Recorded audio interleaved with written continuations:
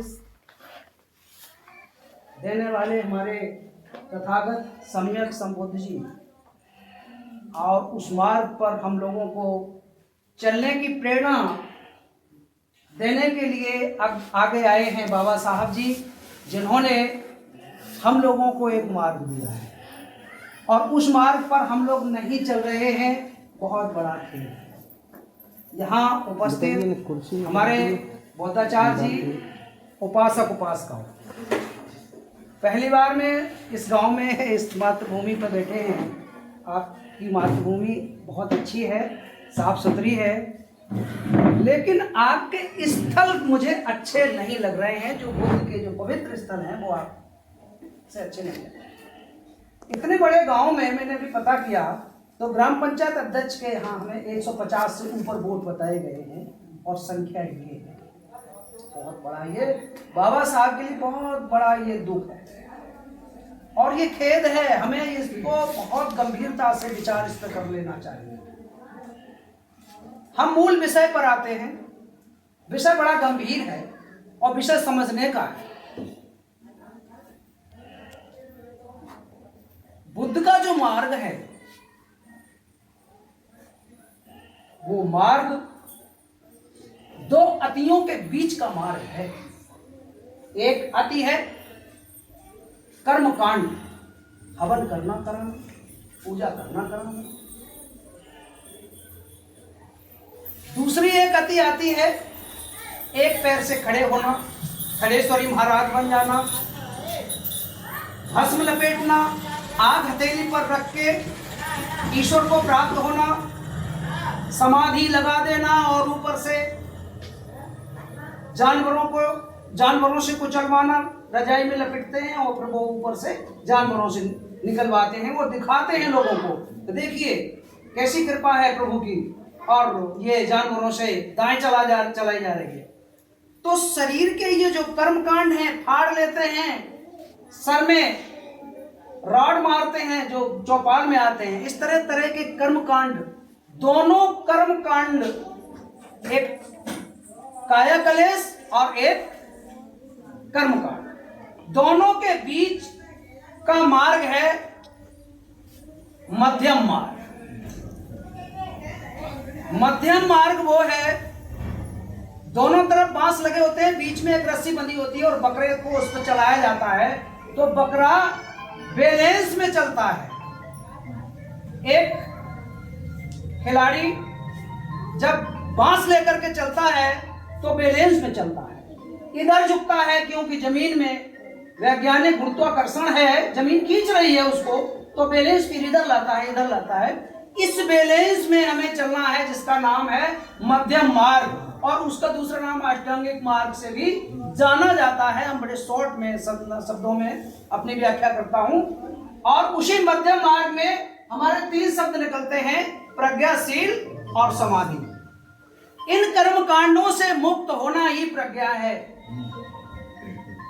और प्रज्ञा तभी है जब आपके अंदर ये कर्म कांड जब समाप्त हो जाएंगे तो प्रज्ञा में आएंगे, और प्रज्ञा को ही हम सील का रूप देते हैं, जो आपको अभी 5 सील बताए गए हैं।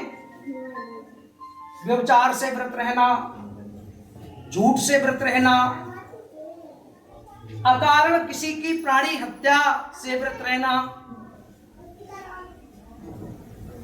कच्ची पक्की शराबों के नशे आदि पदार्थों से व्रत रहने की शिक्षा जो ग्रहण करते हैं। जो सील बताए गए, जब हम सील में तभी हम पहुंच पाएंगे जब कर्म कांड को हम त्यागेंगे। और क्यों त्यागते क्यों नहीं है कि प्रत्येक व्यक्ति सुख के लिए भटक रहा है और वो अपने सुख के कारण सुख प्राप्त करने के लिए तरह तरह के कृत्य करता है, कृत्य दिखाता है। और वो कृत्य जो करता है उन्हीं कृत्यों में कर्मकांड भी शामिल है और आपका काया कलेश भी शामिल है। तो दोनों ही शामिल है। प्रज्ञा को पाना सबके बस की बात है। हमारे महापुरुष बीजक पूरा लिख के चले गए। रविदास जुटे हैं, दादू, कितने हमारे साहित्यकार कवि जुटे हैं समाज को सुधारने में। और समाज सुधारक के रूप में पहले नाम पर हमारे मुख पटल पे संत कबीर आते हैं, जो पूरे विश्व में आज पढ़ाए जा रहे हैं। कंठी माला को फटकार लगाई है, माला फेरत झुक गयो गयो मन का मन का कर का मन का डार दे और मन का फेर। ये मन की बात जो कही गई है, इसी मन के पवित्र जो हमारे तीर्थ स्थल हैं, ये हम दो रूप में देखते हैं। एक तो हम तात्विक रूप में देखते हैं और एक शाब्दिक रूप में देखते हैं। एक हम सगुण रूप में देखते हैं और एक हम निर्गुण रूप में ज्ञान मार्ग में देखते हैं। ज्ञान मार्ग में जाएंगे तो कबीर की जितनी उलटवासियां हैं, और ये सब बुद्ध आंदोलन से ही ली गई हैं उलटवासियां। एक अचंभा देखा रे भाई, आड़ा सिंह चरावे गए, पहले पूत पाछे भई माई, जल की मछली तरवर बेहई, पहले डार बूंद भरे आई, जो या पद्मों बूझे तामूत उत्पत जल में वास, जल में नलिनी तोर निवास। फिर भी तेरे मुरझाने का कारण मुझे ये तो यही समझ में आता है, तूने अपना मार्ग छोड़ करके अन्यत्र दूसरा मार्ग अपनाया है, कर्मकांड का और काया कलेश का। इसका यही से कहां फटकार लगा रहे हैं, एक जगह नहीं लगाई फटकार। जल में कुंभ में जल, बाहर भीतर पानी, और फूटा कुंभ जल है जल समाना, कोई तथै क्या। एक बात एक जगह समझा रहे हैं और सीधी बात कर रहे हैं। कृष्ण कन्हैया गेंद खेल रहे हैं और काली धामें चली जाती है। गेंद का नेचर विज्ञान बुद्ध त्रिपिटक में बुद्ध का जो मार्ग है वैज्ञानिक है, और विज्ञान में बॉल का नेचर डूबने से संबंध नहीं है, तैरने से है, और बॉल डूब रही है। क्या कारण है? कबीर फटकार लगा रहे हैं। ये भिक्षुओं का, इनका उपासक उपासनाओं का, शिष्यों का इसमें दोष नहीं है जो गेंद डूब रही है। गेंद को तैरना चाहिए, और इन्होंने अपने कर्म कांडों से, काम क्रोध लोभ मोह मदाद अहंकारों से ऐसा काम करने लगा है मनुष्य कि इसको गेंद को इसमें डुबा दिया है। कबीर कहते हैं जल में सिलो तराव है, पानी में पत्थर तैरा रहे कबीर। और जब हम राम लिख देते हैं, नदी में डाल देते हैं, सेतु बनाते हैं सीता पहुंचने के लिए, कहते हैं हम लोग तो पत्थर तैरने लगता है। उसमें दोनों रूप हमें देखने को मिलते हैं तुलसीदास में, सगुण और निर्गुण। लेकिन ज्ञान मार्ग हमारे संत कबीर स्पष्ट रूप से समझाते हैं, जो पत्थर को डूबना चाहिए वो पत्थर तैर रहा है।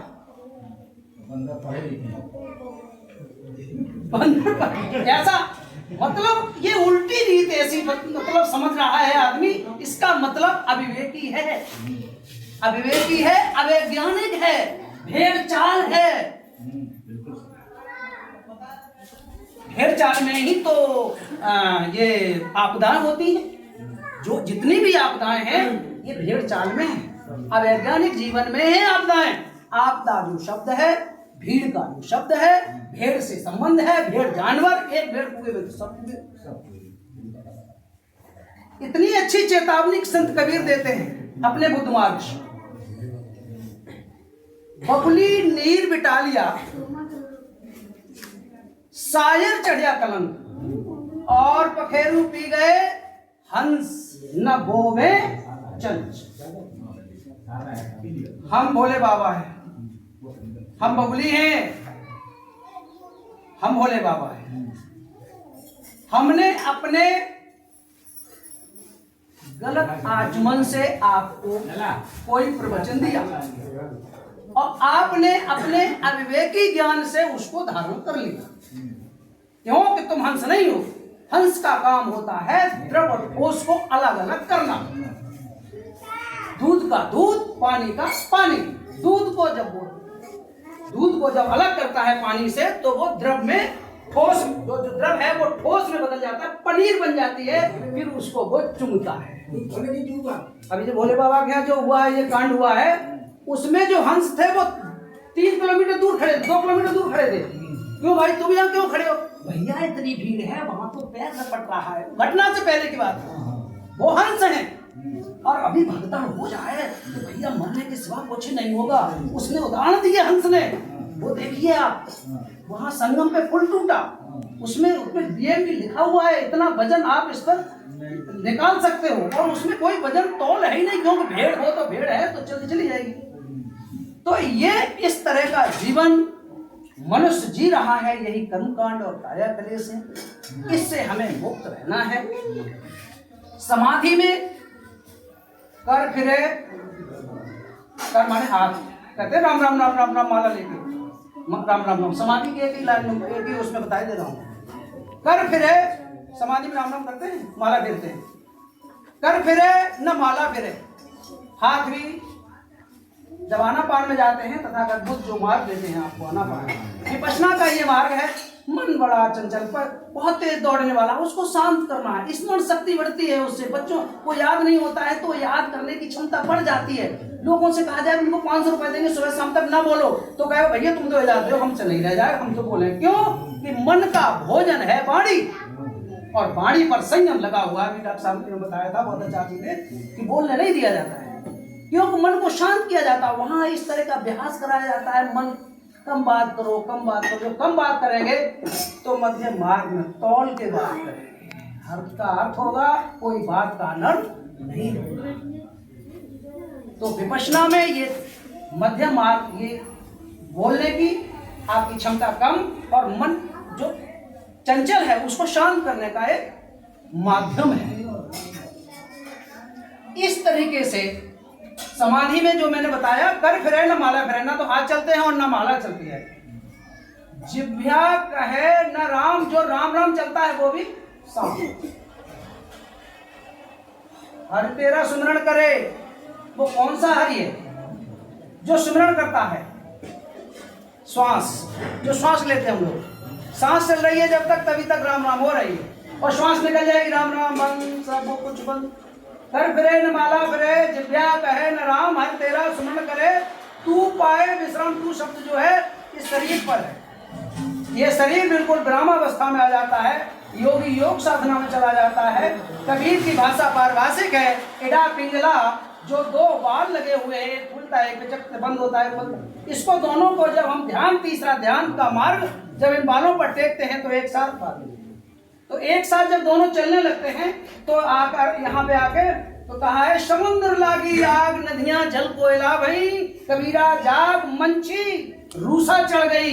प्रकृति पे आकर के सांस अपना काम, समुद्र में ये सारी विकारमयी इंद्रियां समुद्र में जाके मिलती हैं, और पता लगा कि समुद्र में तो आग लग गई है। तो अब नदी और नालों ने विचार किया, भैया कहाँ जाएंगे?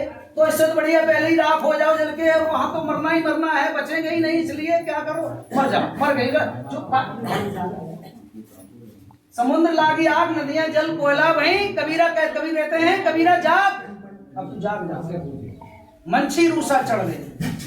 जो ज्ञानेंद्रियां पर जो ज्ञान आपका है एकाग्र शांत हो जाता है, जैसे पटना में आपको सुख मिलता है, शांति मिलती है, ऊर्जा मिलती है, ये आपका कबीर उस चेतना से बताते हैं।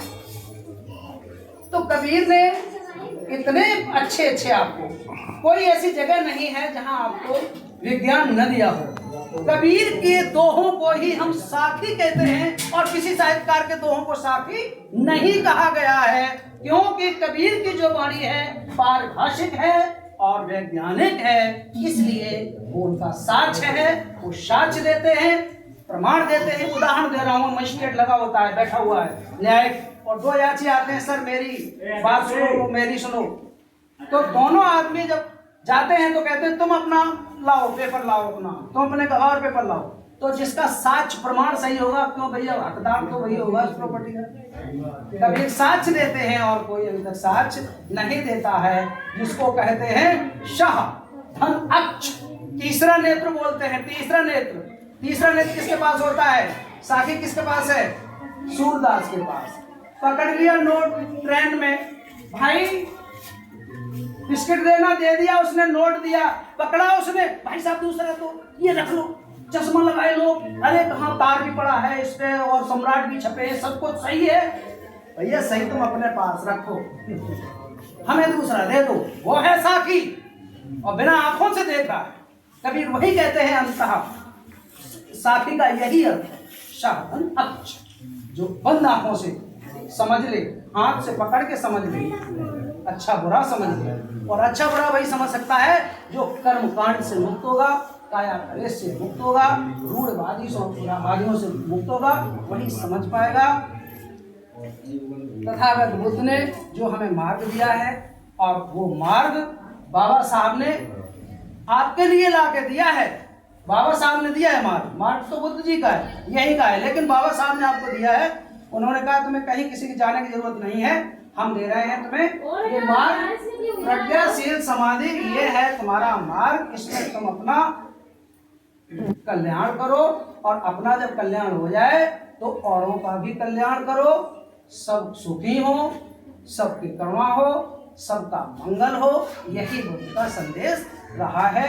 बस मैं इसी के साथ अपनी वाणी को विराम करता हूं।